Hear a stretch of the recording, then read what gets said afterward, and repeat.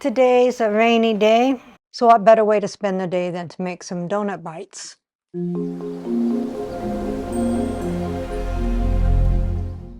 We have a small manual, parts, cleaning, what to do before the first use, and it tells you how to make the donut bites.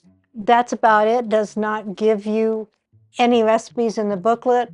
If you scan the QR code, it will take you to a site where there's several recipes, not just for the donut bite maker, but for all the other Dash appliances. Now, I don't know if it comes in other colors or not. This was the only color they had when I bought this. So inside, we have the little cavities. You would fill your batter in this side. It will rise and it'll go into this side. So you just want to fill this side.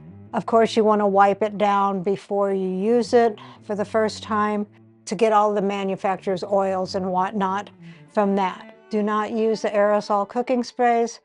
That can ruin the nonstick finish. You can either use the pump sprays or you can just wipe it down with some oil, and that's generally what I do. Like all Dash and Nostalgia little appliances, it does not have an on-off switch. You plug it in to turn it on, you unplug it to take it off. That's been my pet peeve ever since I started buying these appliances, but as you can see, I still buy them.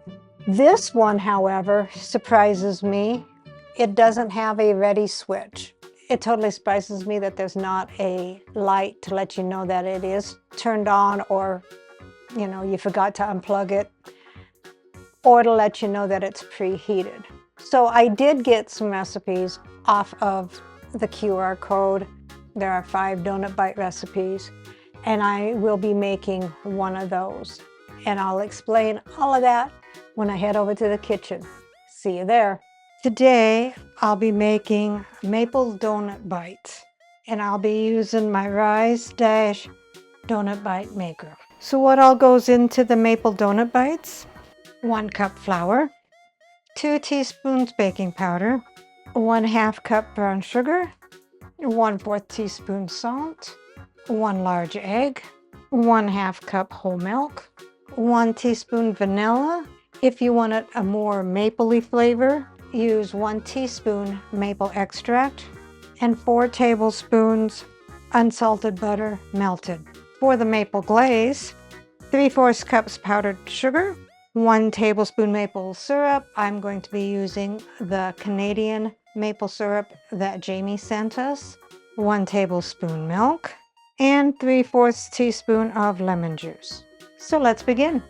Take a medium bowl, dump in your 1 cup of flour, your 1/2 cup of brown sugar, your 2 teaspoons of baking powder, and your 1/4 teaspoon of salt. And mix that up until thoroughly combined.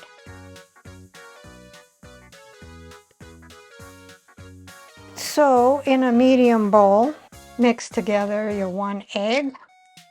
I'm just going to break the yolk up a little bit on that. Your 1/2 cup of whole milk, your 1 teaspoon of vanilla, or in my case I'm using maple extract, and then my slightly cooled melted butter. You don't want to scramble your eggs, so the best thing to do would be to pour it and whisk right away. And mix that until everything is mixed together. So take your dry ingredients, pour in your wet ingredients into the dry ingredients, and mix them completely until fully incorporated. As I said in my unboxing that I wished it had a on button, on light, or a ready light on there, but it doesn't. But it does say in the instructions to plug it in and let it preheat for 3 minutes. So I did set the timer for 3 minutes. It will let me know when it's ready. For precision amounts, They suggest you to get a Ziplock bag, snip the end of it, and pipe your batter into the little wells. So I'm just going to be using, I think a tablespoon will work. All right, so the 3 minutes are up, so it's preheated. It does say to spray with a non-aerosol spray for oil. I don't have a non-aerosol spray. Do not use the non-stick cooking spray because that will ruin the unit. And then I'm just dipping it in oil and doing the wells that way. Okay, I've got a half a teaspoon here, not a tablespoon.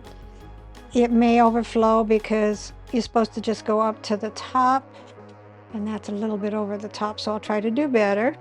They're very tiny. And anybody that watches me use these appliances for the first time know that I never get it right the first time.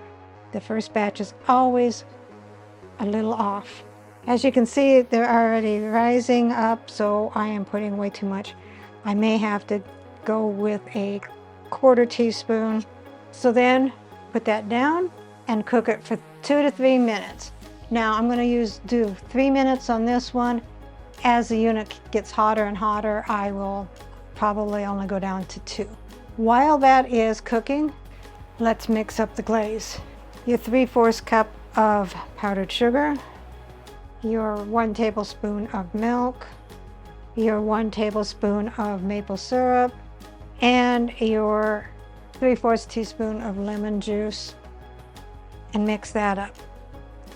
And then you can add more milk or more maple syrup or more powdered sugar just to get the consistency that you would like. I'm going to set that aside. Okay, let's see what the disaster is. Now these ones look pretty good. These ones not so much. They actually smell like pancakes. They don't really smell like donuts. And they probably smell like pancakes because they have the maple extract in them. Okay, so there we have that. I'm going to set them aside. I'm going to trim these ones up a little bit. They do have the shape, so I can be able to trim them. Look at that perfect one. You need to remove these with a silicone or wooden utensil. I don't have that. I'm using a plastic one, but I'm being careful not to melt it. I'm going to finish that up and I'll let you know how many it makes, or if there's a perfect batch, I will show you that. All right, supposedly while they're still warm, you're to roll them in the glaze. Mine aren't completely warm yet because I was cutting off the sides of them, but just stick them in the glaze like that and then set them aside. Then after the glaze sets a little bit, we'll put them in a airtight container. This is number 3 that it came out. They're all in donut holes form. This one's my Saturn type looking one. And what I do is I just break this off. I don't even have to cut it. You can't get much more perfect than this. This is my 5th batch, and I used 1/4 of a teaspoon and cooked them for 3 minutes. Okay, so I have 2 batches left. I ran out of the glaze. Rather than making a whole nother big glaze, I just took some powdered sugar. Should do this when it's hot, but they've cooled off a little bit. Just roll it into the powdered sugar. Each batch makes 9. I'm on my last batch, which is 7 batches, so this little unit made 63 little donut bites. These will be perfect for little kids. You know, they want something sweet, but you don't want them to have a whole donut. And so as soon as all of your donut bites are made, unplug it and let it cool before you attempt to clean it and put it away. Here are the maple donut bites. Let's see what Dave thinks. Some of these look different. Yes, those are maple donut bites. Some are glazed and some are powdered sugar.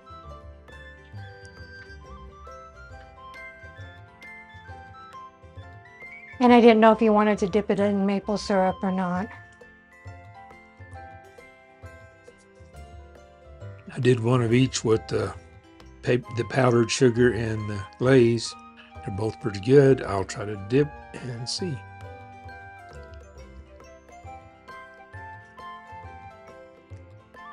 Could go either way with or without the dip.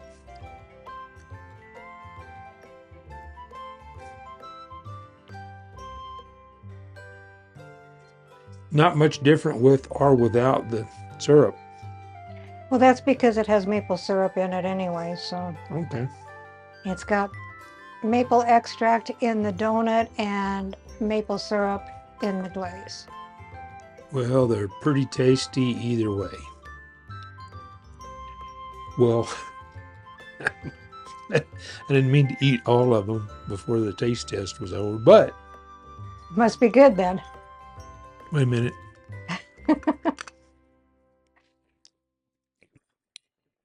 Recipe deals for easy meals. Please like, subscribe, and share. This is Cooking with Sherry. Until we meet again.